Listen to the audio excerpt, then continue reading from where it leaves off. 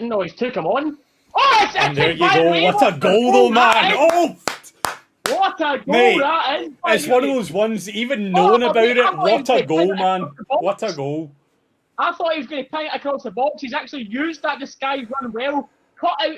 Oh, brilliant! He's whipped it outside and smashed it. Top net near post. Brilliant goal for the big man. 26 games unbeaten, 20 of them being clean sheets, getting through to the last 32, seeded ahead of a Champions League team like Benfica.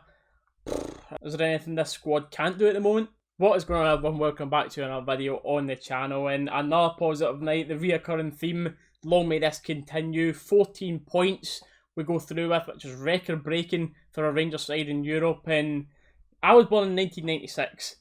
In my lifetime, there's not been a better European team than this. Let me know your thoughts about this down in the comments below. If you were born a lot earlier than me, I'd like to know your thoughts about this in the comments below. When is the last time we have seen a European team this good?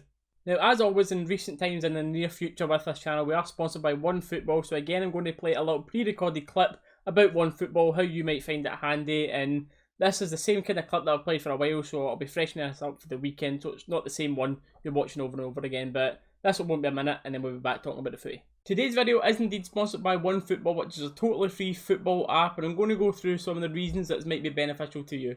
Now, I'll cater to Rangers as that is the majority of my viewers on this channel, but it's not only Rangers you can do this with. There's so many teams, they do so many leagues across the world where you can go in, see so many in-depth statistics, transfers, squad updates, news, everything like that. So for further example, once you click on a team that you're interested in, of course we'll use Rangers here, you can go on, you can scroll through and you've got a lot of different news articles and different updates on Rangers, but you can also go further in depth. You can go through each league and look at the table like the SPL, which is looking pretty good right now.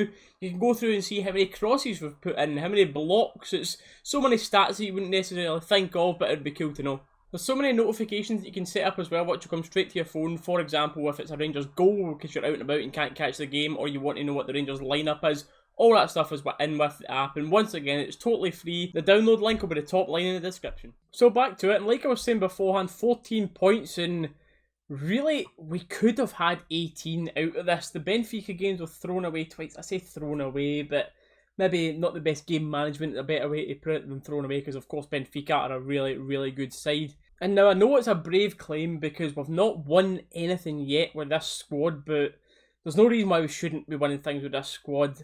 And I'm talking about it being the best in my lifetime when, of course, we reached the final in 2008.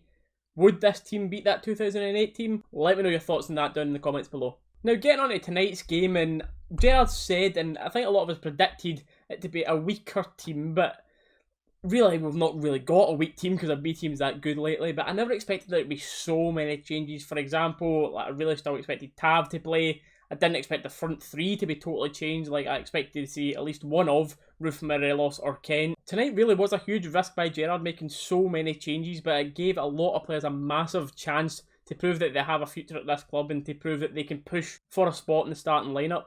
I say it was a risk, but also it was a massive sign of confidence because Sunday's game is more important. Like, where Rangers were always going to want to win, and number one in this group is massive because it helps us avoid a lot of big teams, which we'll talk about in a moment. So we definitely wanted to finish first, so it shows a lot of faith that Gerard knows that this squad are more than capable of getting results no matter what team he puts out. For me, the standout performer today was Cedric Itten. He got given a chance and boy did he take it. The big man was phenomenal today. The amount of pressure that he puts on back lines, his finish was absolutely tremendous as well. Used the run of Hadji, totally turned the defender inside out, and if there was two keepers in, they weren't going to be saving that shot from him. He now will be giving Gerard massive headaches. Looking forward to Sunday in the future because you think right now in Gerard's head his front three is Morelos, Roof and Kent, but big Cedric is certainly pushing for a starting spot out of them.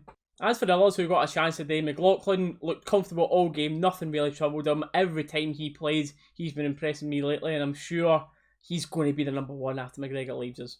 Patterson today I thought was solid enough, clean sheet when he was on, but once Tav came on, and from recent performances, you just see how far ahead Tav is. And like, I'll put my hands up, there was times in recent seasons where Tav's been going in and out of form where a lot of people, myself included, are pushing for Patterson to get more game time, but with Tav's form recently, comparing the two performers today, Tav is just on a different level. Zungu today I thought done his job well. Like, I'm glad that he got this chance for 90 minutes because once we've seen his recent 90 minutes against Falkirk, it wasn't the most competitive, but Unfortunately, tonight again, I feel like it had that sort of feel because Poznan, they knew they were out. They never really put 100% intensity into this game. You can't say that they were given their all, so it really did kind of stroll it. It was unlucky to get booked early in the game, which kind of put him in a tight rope for the rest of it because it was only like 5 minutes or something in. They got a yellow card, which he was quite harshly given, in my opinion, because he definitely slipped into the challenge. It wasn't anything malicious, but he really just strolled the game.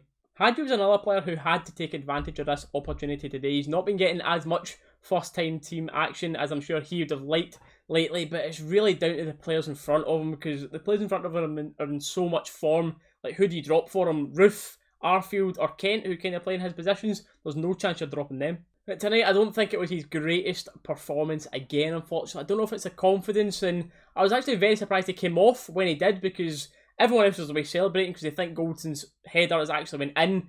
Luckily, Hadji's alive to it, goes up there and makes sure the ball's in the back of the net. Credit to him for that. And then he had a really good shot after that, the keeper. It was a wonderful save. He drops the shoulder, what we're used to seeing of the inform minus Hadji, and it was an absolute rocket to the far post going in, barring a great save from the keeper, like I said there. But moments after that, he came off, he got substituted for Barker, who was playing his position, and I was surprised to see that because I thought Hadji would have got the last 15 minutes to try and build and get his performances back to what we know they can be. Chance, come on, Hadji. Hadji, come on, lad. Still got a chance though. He's put it wide. Oh. See, that's Hadji's issue there, man. He's not got that breakaway pace. I feel like that was a big bit of confidence there. It was a lovely knock-on by Itten. Outstanding knock-on. He just couldn't get the ball in front of him. He wasn't good enough at the dribbling. The shot was put wide. Is that in? See, I don't know. I think it might be Hadji's goal.